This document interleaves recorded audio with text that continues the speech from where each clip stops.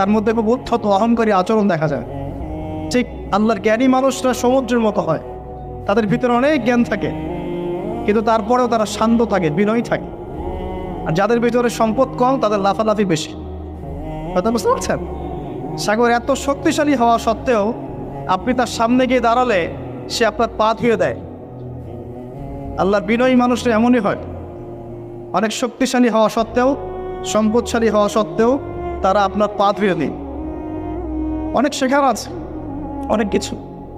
সাগর সম্পর্কে অনেক আয়াত আছে কোরআনে। যখন সাগরে নৌযান চলাচল করে তখন আল্লাহ পাক যদি ঝড় ঝাপটা দেন, প্রাকৃতিক কোনো বিপর্যয় দেন, তাহলে মানুষ মুখলেসভাবে আল্লাহকে ডাকা শুরু করে। যখন সে সেখান থেকে উদ্ধার পায়, আল্লাহ পাক উদ্ধার করে দেন, বিপদ থেকে বাঁচিয়ে দেন, আবার সে আল্লাহর সাথে শিরক করা শুরু করে। এই আয়াতগুলো সূরা ইউনূসের মধ্যে আছে। তো আমরা